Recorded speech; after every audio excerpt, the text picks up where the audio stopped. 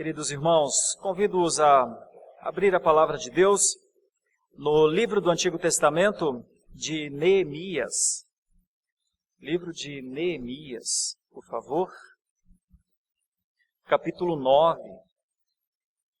Antigo Testamento, livro de Neemias, capítulo 9. Essa é mais uma exposição da série em Neemias, e com o objetivo de mostrar, de pregar, de relembrar o valor deste homem, Neemias. Neemias, capítulo 9, nessa manhã. E o tema da nossa meditação nessa manhã é confissão. O valor da confissão dirigido pela palavra. A ênfase da palavra norteando as práticas de um povo. A importância da história da nossa vida com o Senhor, como foi a história da vida do povo de Neemias com o Senhor. Qual a importância dessa história? O que ela nos ensina? Qual a realidade que vem da palavra?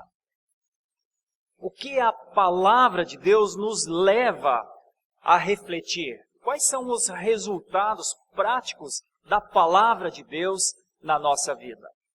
Então, nós vamos perceber aqui no capítulo 9 que levou a uma confissão. E este capítulo 9 de Neemias está dividido, eu vou dividi-lo de três maneiras. Primeiramente, a leitura da palavra e a importância da leitura da palavra. Depois, o entendimento da palavra, o que a leitura pode produzir no leitor da palavra. E por fim, a reação à palavra. Então, primeiramente, o ato de ler a palavra, depois, a reflexão na palavra e por fim, os resultados do entendimento da palavra. Em Neemias, nós temos isso com uma saliência muito forte, porque Neemias era um homem preocupado com o que o Senhor pensava. E os homens e as mulheres preocupados com o que o Senhor pensa dele ou dela, têm uma reação ao Senhor. Quando nós entendemos a santidade do Senhor, quando nós entendemos que Ele é Deus, quando nós entendemos que Ele é pessoal, quando nós entendemos que Ele fala, quando nós entendemos que Ele não só existe, mas está em relação conosco, então, só isso já é o antídoto, um dos antídotos à solidão, à depressão, a medo, a temores e fobias e outras coisas mais. E Neemias consegue entender quem é Deus, a vivacidade de Deus, a seriedade do relacionamento com Ele. O contexto de vida e obra deste homem valoroso, Neemias, é o seguinte: Neemias é um líder, é um homem que vê além do que os outros veem. Quando eu falo outros, o mundo da sua época. Então, Neemias tem três características muito fortes. Ele vê além do que os outros veem, ele vê mais do que os outros veem, e ele vê antes do que os outros veem. Essa característica é marcante em Neemias. Por isso, este é um homem estudado, hoje ainda, milhares de anos depois da sua vida. Neemias é um líder do povo de Deus, um serviçal do povo de Deus, porque ele vê além, mais e antes do que a sua geração. Quer descobrir se você é um cristão diante do Senhor, em vida com o Senhor? Avalia-te diante do mundo. E certamente você se enquadrará em alguma medida ao perfil de Neemias. Se você é um cristão que ama ao Senhor, se você é um cristão que se importa com a santidade do Senhor, se você é um cristão que avalia a tua vida e procura dia após dia aprimorar-se diante do Senhor, possivelmente você tem alguma ou talvez estas 3 características. Você vê além do que o mundo vê, você vê mais do que o mundo vê e você vê antes do que o mundo vê. Neemias tinha uma missão, como nós temos a nossa missão. Qual era a missão dele? A missão dele era voltar para a sua cidade e contribuir para a restauração da sua cidade. Então, imediatamente Neemias toma o conhecimento do problema, do que está acontecendo em Jerusalém. Então, imediatamente Neemias ora ao Senhor para pedir ajuda, porque ele sabe que não reconstruirá os muros de Jerusalém destruídos por Nabucodonosor sem o poder do Senhor. Neemias aproxima-se de pessoas certas e forma uma equipe. Neemias avalia as necessidades, o que precisará para reconstruir os muros de Jerusalém. Neemias compartilha da sua visão com o povo, porque ele não conseguiria levantar os muros de Jerusalém sozinho. Não seria só a sua visão, mas seriam os braços e a coragem dos homens que estavam com ele. Por isso ele encoraja esses homens com um amor patriota, lembrando a eles que aquela era a casa deles. Quem se satisfaz com uma casa desarrumada? Eles precisavam morar num ambiente que eles se sentissem bem, sabiam que era a casa deles, que Deus habitava no meio deles. Neemias, então, por conta dessa atitude, recebe um grande apoio do povo e conduz a reconstrução de Jerusalém de maneira muito organizada. Primeiro, o muro, em 52 dias. E depois, a comunidade. Porque também de nada adiantaria construir uma cidade fortificada se dentro ela estivesse desorganizada. Então, é muito importante notar em Neemias uma noção de lógica, de sobriedade, de pé no chão. Ele quer adorar ao Senhor, mas ele sabe que precisa levantar as proteções da cidade, porque os inimigos são muitos. Meus irmãos, não é de hoje que o povo do Senhor tem inimigos. Não é de hoje. E neste tempo, os inimigos vinham com espada mesmo, para destruir o templo, para destruir a paz, para afugentar o povo do Senhor de um momento como esse, de estar diante do Senhor em culto, em adoração. Então Neemias precisava levantar os muros, mas também precisava levantar a comunidade. E para levantar a comunidade enfrenta oposições, enfrenta, por exemplo, intrigas. E enfrenta a intriga com hombridade e firmeza.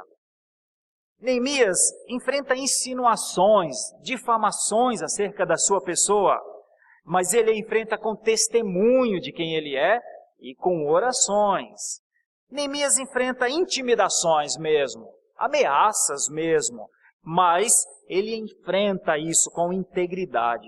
E integridade, meus irmãos, em Neemias significa prudência, justiça, temperança e forte convicção que estava no caminho certo. Aqui, a primeira breve aplicação antes de entrarmos no texto de Neemias 9 ainda.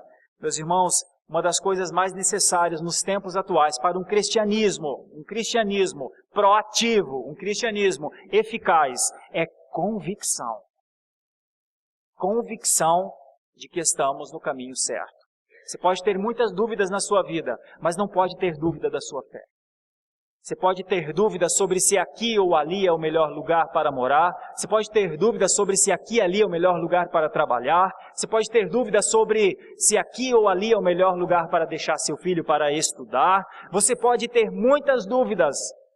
Você pode ter dúvidas sobre o estado social da sua nação. Você pode ter dúvidas sobre o estado moral da sua nação. Você pode ter dúvidas sobre o estado econômico da sua nação. Você pode ter dúvidas sobre os caminhos da humanidade nesses tempos. Você pode ter, mas não pode ter uma dúvida, a da sua fé.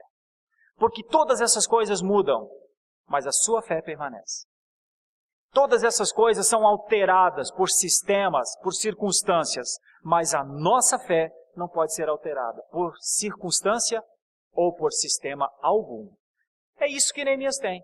Uma convicção. As circunstâncias todas eram desfavoráveis, mas a sua convicção faz com que ele saia do reinado de Artaxerxes, volte para Jerusalém, olhe para aqueles muros destruídos e visualize muros intactos. Olhe para o templo, ainda com marcas do fogo talvez, e visualize uma casa de adoração. Olhe para aquelas casas sem telhados e imagine o povo de Deus habitando em um lugar que ele diz: minha casa, meu lugar, minha cidade. O que levantou Jerusalém, primeiramente, foi a convicção de Neemias. E aí vem o capítulo 9, então, porque do 7 para frente, Neemias faz um censo, conta quantas pessoas estão ali. Esdras lê o livro da lei, o povo comemora a festa dos tabernáculos e agora o livro precisa ser lido novamente em voz alta, diz os primeiros 3 versículos do capítulo 9. No dia 24 deste mês, se ajuntaram os filhos de Israel com jejum e pano de saco e traziam terras sobre si. Então a primeira coisa, eles estão voltando para a sua casa, eles se apresentam diante do Senhor e da sua palavra com essa atitude. Jejum e pano de saco significa uma grande humildade diante do Senhor e um grande reconhecimento do seu estado. Alguma coisa tinha acontecido. Eles estão lembrando que eles estão voltando do cativeiro de Nabucodonosor. Eles sabem que não foi uma viagem, uma excursão à Babilônia. Eles sabem que eles foram lá para serem duramente disciplinados.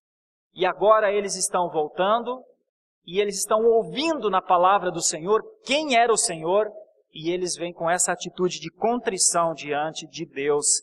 Traziam terra sobre si, diz a palavra, era colocar terra na cabeça mesmo, era um ato de auto-humilhação. Veja o versículo 2. Os da linhagem de Israel se apartaram de todos os estranhos, puseram-se em pé e fizeram confissão dos seus pecados e das iniquidades de seus pais. Nós vamos ver no texto o que eram as iniquidades dos seus pais. E por que eles confessaram ao Senhor os seus pecados? Versículo 3. Levantando-se no seu lugar, leram no livro da lei do Senhor seu Deus 1/4 parte do dia. Em outra 4ª parte deles fizeram confissão e adoraram ao Senhor seu Deus. 1/4 parte do dia lendo a palavra de Deus com a cabeça entre os joelhos, com o rosto no chão. 1/4 parte do dia a palavra sendo lida. Bastante tempo, mais do que 1 hora, mais do que 2 horas, mais do que 3 horas, 6 horas. Lendo, entendendo, compreendendo, detalhe por detalhe. Terminou a parte da leitura, o mesmo tempo. Agora, confessando ao Senhor, falando ao Senhor, dizendo ao Senhor, entendendo como reagiram ao Senhor. E, por fim, a adoração ao Senhor. E provavelmente incluía cânticos também, orações de louvor e reconhecimento da graça do Senhor na vida deles. Agora veja o que é o impacto da leitura da palavra do Senhor, que é a primeira parte da nossa meditação, depois é o entendimento da leitura, o entendimento da palavra, e por fim a reação ao que eles leram nessa manhã. A leitura da palavra do Senhor aconteceu durante 1/4 de dia, e os efeitos da Bíblia sobre o povo, meus irmãos, nessa época, geraram o seguinte: unidade. Talvez a gente pensasse que 6 horas lendo a palavra do Senhor gerasse cansaço nos nossos dias atuais. Mas tanto tempo, reverendo, lendo a palavra do Senhor, não pode ser ler só um versículo, não pode ser abrir a Bíblia no versículo que eu quiser. Primeiro que eu acho isso uma loteria espiritual.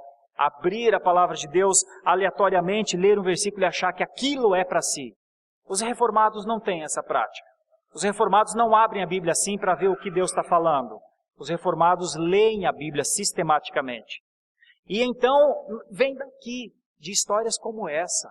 Eles leram o livro de Gênesis, o livro de Êxodo, o livro de Levítico, o livro de Deuteronômio. Eles leram, entenderam, para compreender o que Deus estava fazendo com eles. A Bíblia é uma história da redenção. Você não consegue compreender a redenção abrindo aleatoriamente num versículo. Você não consegue compreender o todo do amor de Deus. É sempre menos, é sempre pouco. Mas eles leram por todo este tempo e, ao invés de gerar cansaço, gerou unidade. Gerou senso de grupo. Por quê? Porque a palavra sendo lida conserta. Você imagina pessoas que conviviam, mas que não se davam bem, que tinham diferenças entre levitas, porteiros, entre guardas, situações familiares, e a palavra de Deus sendo lida fazia com que essas divisões de repente sumissem. Porque ao ler a palavra de Deus se percebe que Deus é Deus de todos e não Deus de um ou de outro. A importância da leitura da palavra do Senhor consertando a vida do povo. Mais do que isso, enquanto aquele povo todo está lendo a palavra de Deus, a identidade nacional está se fortalecendo. Quantos povos vocês conhecem que leem a palavra de Deus juntos? Nem hoje a gente vê isso. Mas é que este povo, neste momento, lia junto a palavra do Senhor. Que identidade! Sabe por quê, meus irmãos? Mais duas coisas. Porque a palavra, ela é a autoridade da revelação de Deus, que influencia a prática social, a condução diária. Então, enquanto naquela quarta parte do dia se lia a palavra do Senhor, inúmeros problemas estavam sendo resolvidos. Por isso que eu disse que há um risco sempre para o pregador ficar aquém do que a palavra diz ou ir além do que ela quer. Neemias, Esdras e o povo deram tanta importância à leitura da palavra do Senhor porque sabiam o que a palavra por si pode fazer. E fazia. A revelação de Deus, a leitura da palavra de Deus mostra quem é Deus. Ensina-nos a viver, ensina-nos a conviver. E por fim, a palavra produz uma unidade de fé, com base no que Deus quer. Porque sem a palavra de Deus sendo lida, cada um pode ter a sua fé, mas baseada no que a pessoa quer. Mas a palavra de Deus sendo lida, relida, ensinada, pregada, leva o povo de Deus a uma unidade de fé naquilo que Deus quer, naquilo que a palavra diz. E essa era a grande diferença. E isso permitia até uma certa diversidade, então, entre o povo, mas sem divisão. Isso permitia uma uniformidade entre o povo, sem uma conformidade controlada. Meus irmãos, segundo a breve aplicação acerca da leitura da palavra em uma igreja reformada. Uma igreja reformada pode viver aspectos de diversidade, sim, mas nunca divisão. Porque em uma igreja reformada, todos os membros de uma igreja genuinamente reformada precisam sempre levar em conta o que Deus quer e não o que eu quero. Quando uma igreja não tem esse senso de que só a Escritura vale, de que ela é o que importa, é muito fácil se dividir, haja vista o número de divisões que há entre igrejas. Você sabe por que a igreja se divide, meus irmãos? Porque alguém errou na interpretação da palavra. É impossível uma igreja se dividir com duas correntes entendendo a mesma coisa da palavra. Você sabe por que há tantas guerras e tantas brigas e tantas discussões e muitas vezes até justiça comum no meio das igrejas? Porque alguém em algum momento abriu mão do que Deus quer para que se fizesse valer o que Ele quer. Bom, mas em Neemias isso não aconteceu. Muito pelo contrário. A leitura da palavra, o exercício de 1/4 de dia lendo a palavra do Senhor, gerou neles outra coisa. Gerou neles o entendimento de quem era Deus, do que Deus queria deles, que uns precisavam dos outros, e que aquele era o lugar, o tempo, e que aquela era a condição que Deus estava dando para que eles continuassem como povo do Senhor. Seria um pequeno povo ainda, mas era o povo do Senhor. Seria ainda um povo atacado pelos seus inimigos, mas tinha o Senhor com eles. Ainda sofreriam escassez, mas sabiam que podiam confiar no Senhor. Isso tudo é o que a leitura da palavra produz. Agora, o entendimento que veio da palavra, isso então está para frente. Dos versículos 5 para frente, nós vamos descobrir coisas maravilhosas, porque o texto vai falar da história da redenção. Dos versículos 5 até o versículo 31, é uma relembrança do programa da redenção, de Adão até o cativeiro babilônico. Mas eles vão descobrir uma coisa, e não vai ser bom o que eles vão descobrir lendo a história da vida deles mesmos. Eles vão descobrir que Deus sempre foi muito fiel, mas no que dependeu deles, eles não foram fiéis. E esse aprendizado é duro, irmãos. Compreender a santidade de Deus e ao mesmo tempo perceber que não se consegue corresponder à santidade de Deus. Então nós vamos olhar, por exemplo, no versículo 7 e 8, nós vamos perceber a história de Abraão até Moisés. Nós vamos perceber a aliança. Veja o versículo 7 e 8. Tu és o Senhor, o Deus que elegeste Abraão e o tiraste de Ur dos caldeus e lhe puseste por nome Abraão. Achaste o seu coração fiel perante ti, com ele fizeste aliança, para dares à sua descendência a terra dos cananeus, dos heteus, dos amorreus, dos ferezeus, dos jebuseus e dos girgazeus, e cumpriste as tuas promessas, porquanto és justo. Primeira coisa que o povo entende, o Senhor cumpre. O Senhor faz aliança e cumpre.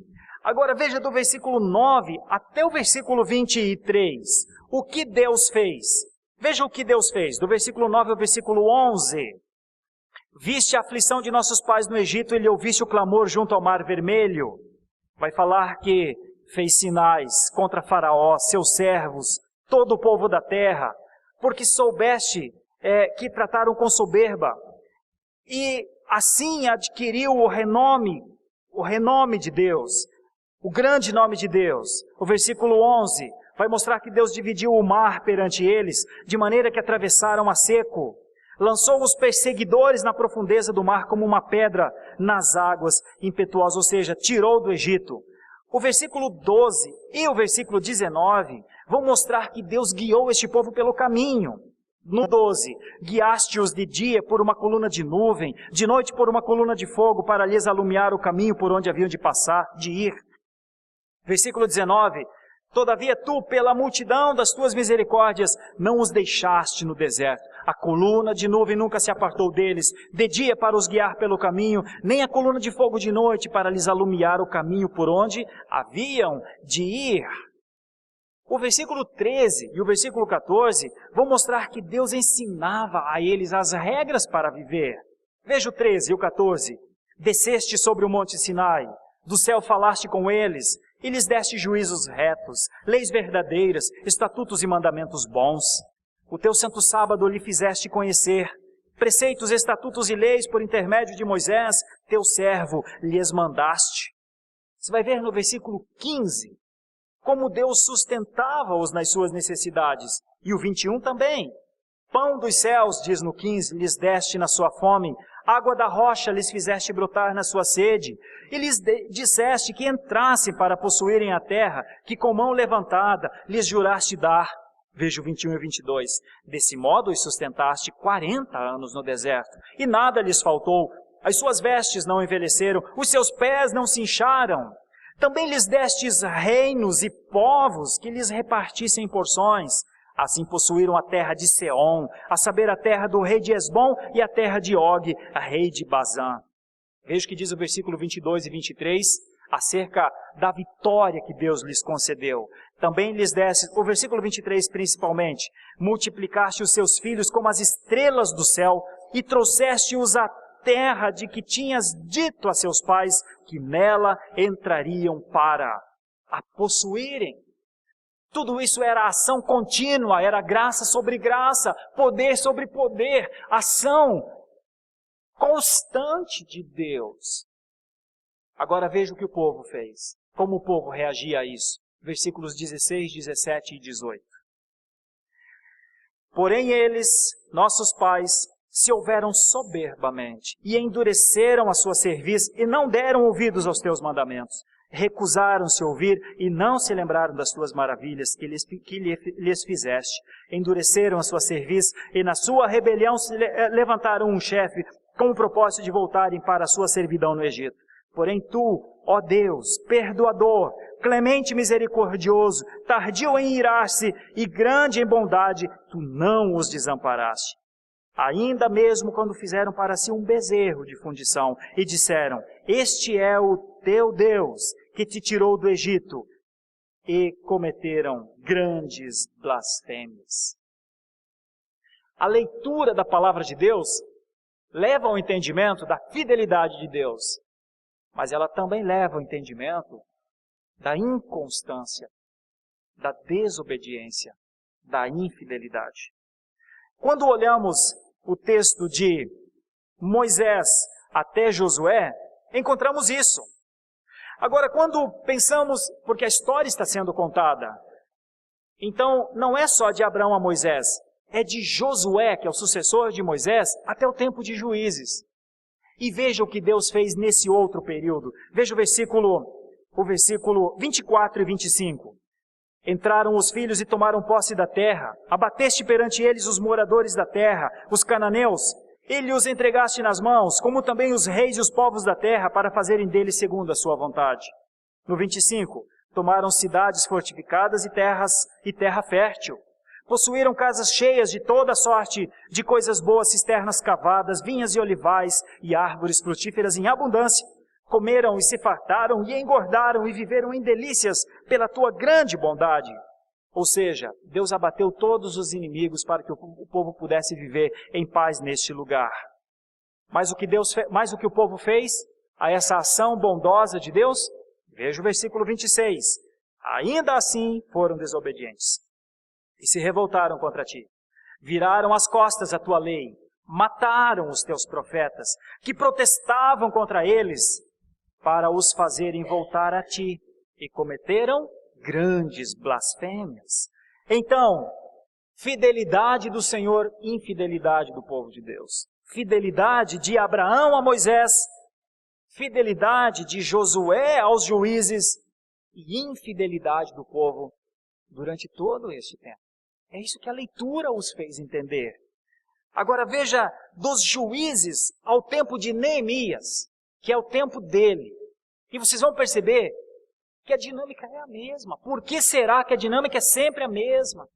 Por que será que é sempre um Deus fiel, perdoador, ativo, e um povo sempre rebelde, sempre desobediente, sempre soberbo? Por que será, irmãos? Nós vamos entender na palavra de Deus para a instrução nossa nessa manhã. Veja o que Deus fez, dos versículos 27 até o versículo 31. No versículo 27, pelo que os entregou nas mãos dos seus opressores que os angustiaram. Mas no tempo da sua angústia, clamando eles a ti, dos céus tu os ouviste, e segundo a tua grande misericórdia lhe deste libertadores que os salvaram das mãos dos que os oprimiam. Então no 27 nós vemos a disciplina de Deus, ao mesmo tempo Deus ouvindo o clamor do povo dele e libertando o povo dele. Agora note qual foi a reação do povo. Veja o 28. Porém, quando se viam em descanso, tornavam a fazer o mal diante de ti. E tu os desamparavas nas mãos dos seus inimigos, para que dominassem sobre eles. Mas convertendo-se eles e clamando a ti, tu os ouviste dos céus. E segundo a tua misericórdia, os livraste muitas vezes. Percebam a dinâmica, meus irmãos, e a seriedade disso. Disciplina, mas ouve o clamor, liberta. Assim que o povo está livre, tem descanso dos seus inimigos, volta a pensar em si novamente, volta a criar seus ídolos, volta a criar a sua forma de viver, independente de Deus. Aí no versículo 29, Deus mostra a situação deles. Testemunhaste contra eles, para que voltassem à tua lei. Porém eles se houveram soberbamente. Note quantas vezes essa palavra soberbamente está no texto. E não deram ouvidos aos teus mandamentos, mas pecaram contra os teus juízos, pelo cumprimento dos quais o homem viverá. Ou seja, só se vive pelos cumprimentos da palavra do Senhor. Mas veja como o povo de Neemias viveu, obstinadamente deram de ombros, endureceram a cerviz e não quiseram ouvir. Ah, meus irmãos, quando Deus mostra a situação deles, diz a eles pelos profetas, vocês estão errados, eles reincidem na desobediência, reincidem no pecado e reincidem na rebeldia. O versículo 30 usa uma expressão aturar. Os limites de Deus vão ao aturar o seu próprio povo. Olha o que diz o versículo 30. No entanto, os aturaste por muitos anos e testemunhaste contra eles pelo teu espírito, por intermédio dos teus profetas. Porém, eles não deram ouvidos pelo que os entregastes nas mãos dos povos de outras terras. O versículo 30 mostra Deus mandando profetas de novo, mas a resposta é não ouvir. Então Deus os disciplina duramente, como um pai que sofre com isso, que sofre de ver o seu filho tendo de ser disciplinados. E é aqui que então o povo passa pelo seu segundo cativeiro. Não é só sob Faraó, agora é sob as mãos de Nabucodonosor, o rei da Babilônia. 2 cativeiros para um Deus tão bondoso. 2 duras disciplinas. Será que levaria este povo ao entendimento agora que precisa andar e ouvir e obedecer ao que o Senhor diz? Que precisa ler a palavra mais do que ler? Que precisa compreender que Deus é santo? Será que agora, finalmente, este povo entenderia que precisaria viver em obediência ao Senhor? Aí vem a reação, então, à palavra do Senhor. Eu estou desenvolvendo essa meditação com a palavra no centro, dizendo que, primeiramente, a grande importância se dá na leitura da palavra do Senhor. Depois, a grande importância se dá no entendimento da palavra do Senhor. E, por fim, a grande importância se dá na reação à palavra do Senhor. Aí eu lerei, então, os versículos 32 a 37 na íntegra, para os irmãos entenderem como foi essa reação à palavra do Senhor. Diz no versículo 32, agora, pois, ó Deus nosso, ó Deus grande, poderoso e temível, que guardas a aliança e a misericórdia, não menosprezes toda a aflição que nos sobreveio.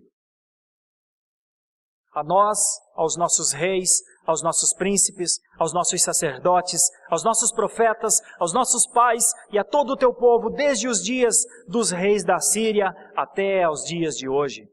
Porque tu és justo em tudo quanto tem vindo sobre nós, pois tu fielmente procedeste e nós perversamente.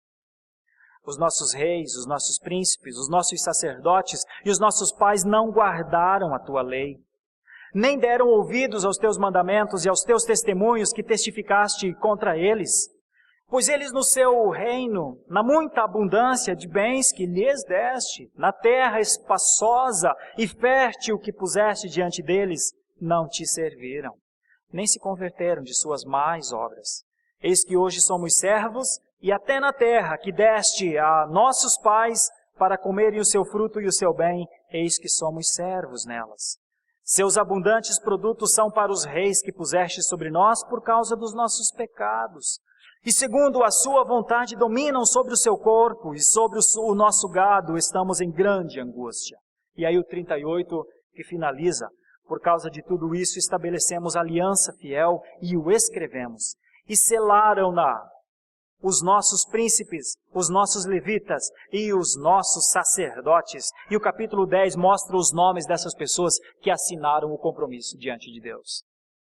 Essa foi a reação à palavra do Senhor, meus irmãos. Eles imploraram pela misericórdia do Senhor e eles prometeram solenemente obedecer ao Senhor. Por quê? Porque eles necessitavam do mesmo poder do Senhor, porque eles necessitavam da mesma fidelidade do Senhor, porque eles necessitavam da compaixão do Senhor. Queridos, caminhando para a conclusão dessa meditação, depois dessa densa leitura do capítulo 9 de Neemias, nós precisamos refletir sobre a importância da leitura da palavra de Deus.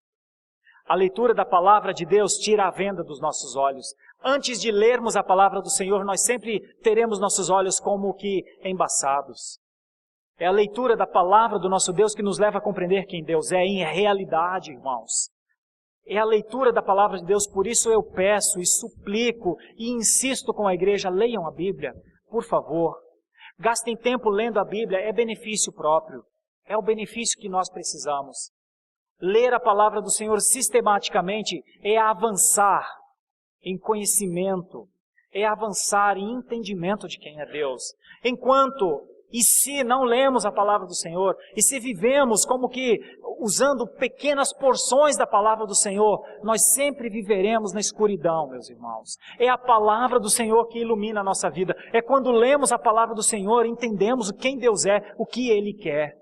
E isso é muito real. Isso não é como ler um livro em que um autor fala de pensamentos seus. Esse é o pensamento de Deus. Conheça os pensamentos de Deus. Queira os pensamentos de Deus sobre você. Entenda o que Deus é, quem Ele é e o que Ele quer. Viva em paz com Deus. Você não conseguirá viver em paz com Deus sem ler acerca dEle. Você viverá em paz com Deus em relacionamento com Ele. E o relacionamento com Deus não se faz só pela oração. O relacionamento com Deus não se faz só com boas intenções. O relacionamento do Senhor não se faz só por um primar por caráter, por bondade, por generosidade. O melhor dos relacionamentos com o Senhor vem do entendimento da sua palavra. Se quer ter um bom ano, leia a palavra. Você quer ter um entendimento mais profundo de ti mesmo, quem tu és, como criatura, como pessoa, como mulher, como homem, leia na palavra do Senhor. Esse é o grande acréscimo que a leitura traz à vida daqueles que entendem isso. Logo a seguir, esse entendimento nos leva à compreensão do nosso relacionamento. Sabe por que muitas pessoas não gostam de ler a palavra do Senhor? Porque têm medo de se verem na palavra do Senhor. Porque têm preocupações e medos por conta dos pecados que cometem e que querem continuar a cometer. Mas claro, a palavra do Senhor vai dizer para com o pecado. A palavra do Senhor vai dizer abandona isso porque isso é morte para a sua vida. A palavra do Senhor vai dizer eu coloco vida diante de ti. Muitos não leem a palavra do Senhor e dizem que é porque não tem tempo. Não, é porque tem medo. É porque não tem coragem de ficar diante do Senhor e da sua palavra. Está entendendo? E a pergunta que eu e você temos de fazer é quem somos nós diante da palavra do Senhor? O que nos afasta da palavra do Senhor ainda é o medo. Pois eu vou lhe dizer então, Jesus Cristo pagou pelos nossos pecados. Você pode ler a Bíblia com a certeza que você é perdoado, a não ser que não tenha confessado os seus pecados. A não ser que não tenha entregue a sua vida ainda ao Senhor. Aí não leia mesmo, porque você não vai conseguir suportar o que Deus tem a dizer. Mas eu imagino que todo aquele que abre a Bíblia para ler, já é alguém que quer se relacionar com o Senhor. Já é alguém que colocou sua vida diante do Senhor e o Senhor já está tratando. O grande tratamento para a vida do homem é o perdão dos seus pecados. Nós podemos ler a Bíblia em paz, meus irmãos. Porque temos um advogado junto ao Pai, porque Ele enviou o Seu Filho para nos salvar. A Bíblia é o livro dos salvos. O não salvo não vai compreender a Bíblia, vai achar códigos indecifráveis, mas o cristão não. Por isso que o cristão não abre a Bíblia aleatoriamente para ler. O cristão lê um texto, lê uma carta, lê um livro e compreende Deus em ação contínua. Muitos não leem a palavra de Deus, e eu volto a esse ponto dando uma desculpa, que não tem tempo, ou que não entendem. Mas não é verdade. Não é verdade. O grande motivo para a pouca leitura da palavra do Senhor, na maioria dos casos, é o medo de se relacionar com Deus. Mas não pode ter, não precisamos ter. A palavra de Deus diz que não deveríamos temê-lo, porque Ele se fez benefício em nosso favor na pessoa do Senhor Jesus Cristo. Por isso, para um cristão, a palavra é vida, a palavra é alegria, a palavra é transformação, a palavra é acréscimo, a palavra é o maior benefício físico que nós temos na vida enquanto aqui estamos. O entendimento que a palavra gera em nós aperfeiçoa a nossa vida. E a leitura da palavra do Senhor foi que levou o povo, do versículo 32 ao versículo 19, a clamar ao Senhor. Senhor, a gente precisa do Senhor mesmo. Tem compaixão de nós, tem misericórdia de nós, dá uma nova oportunidade para nós. Nós vamos fazer uma coisa, nós vamos assinar isso. E eles fazem um protocolo. E então entregam. Como conclusão, da criação até Abraão, do primeiro cativeiro sob Faraó até a libertação, da peregrinação no deserto até a possessão da terra com Josué, do tempo de juízes, depois de Josué, até o segundo cativeiro com Nabucodonosor, Deus foi sempre fiel. E eles não. E foi isso que a palavra os levou a entender. Assim, a história os admoestava. A história dizia, olhem para a vida de vocês. Qual era a principal falha do povo de Neemias? Confiança, ou falta dela. Não conseguia confiar em Deus. Não conseguia confiar no Senhor e obedecer ao Senhor. Aprenderam com a história que a desobediência rouba o melhor de Deus. A desobediência rouba o melhor que Deus tem para dar. Por isso, meus irmãos, a palavra. Por isso a reforma dizia, sola Escritura.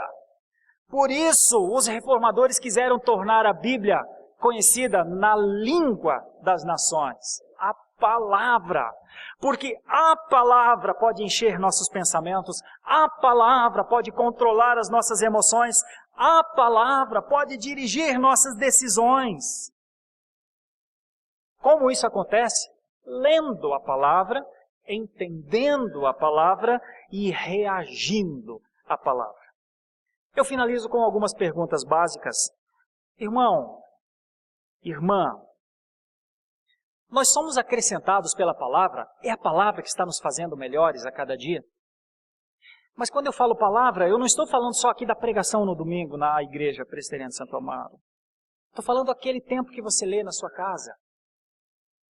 É a palavra que lhe acrescenta? É a palavra que lhe fez melhor ao longo dessa semana? Meu irmão, você tem medo de ser confrontado pela palavra? Por quê? Quem tem medo de ser confrontado pela palavra é porque ama muito seus pecados. Porque, obviamente, a palavra vai nos confrontar nos nossos pecados. Não ame seus pecados, odeie-os. Tenha raiva deles, se posicione contra eles. Escreva, faça a lista quais são os seus piores pecados. Combata-os pela palavra. Deixe a palavra confrontá-los. Porque eu e você não temos força para dominar pelo nosso poder, pela nossa condição. O pecado é um inimigo, como o diabo é um inimigo, como o mundo é um inimigo. Nós só vencemos esses três inimigos pela palavra. Sem a palavra, já era. E por isso muitos cristãos vivem nessa situação de derrota. Porque não é pela palavra que confrontam os seus pecados. Mas seja você alguém que confronte os seus pecados pela palavra. Meus irmãos, nós somos mudados pela palavra. Já dá para perceber em nós mudança de atitude, mudança no linguajar, mudança no pensar pela palavra? Porque esse é o seu poder. O poder da palavra de Deus é para nos colocar numa situação digna diante do Pensemos na nossa vida e respondamos Qual é a importância que a palavra tem na nossa vida hoje? Eu quero desafiar você, ao longo deste ano, ser um homem, uma mulher de palavra, da palavra. Quero incentivar você a ler a palavra neste ano. Nós estamos no início de um ano inteiro. Você que talvez nunca tenha conseguido ler a Bíblia inteira, leia a palavra, faz um propósito, dedica tempo. Você vai perceber que a sua vida vai ser, sim, impactada pela palavra. Deus vai lhe abençoar. Você vai chegar ao final do ano, outra pessoa, mesmo que você seja cristão, e cristão de muito tempo. Se você der a importância que a palavra tem, porque ela já tem essa importância, mas se a palavra tiver essa importância na sua vida, você verá que ano maravilhoso Deus tem para te dar. Vamos orar ao Senhor, em esperança pela graça do Senhor. Poderoso Deus, quando eu leio Neemias e vejo como ele compreendeu quem o Senhor era, como ele compreendeu que o Senhor manifestava seus atos na história, eu vejo que não havia espaço para elucubrações, divagações, não havia tempo para qualquer pensamento que fugisse à realidade dos fatos, e a realidade dos fatos era essa: Deus, povo do Senhor. Qualquer coisa que o povo do Senhor fizesse que não fosse em conformidade com o que era Deus, quem era Deus, precisaria ser revisto imediatamente. Senhor, tantos anos depois, nós somos o teu povo ainda. Ajuda-nos a compreender como está a nossa vida e o que precisa ser adequado na nossa vida ao Senhor. E isso nos mostrará os benefícios da leitura da palavra, o entendimento que a palavra pode produzir e na nossa vida as reações práticas à tua palavra. Eu oro por isso, não só por nossa igreja, como por todos aqueles que amam ao Senhor e querem viver em adoração diante de ti. Em nome de Jesus, nosso Redentor. Amém.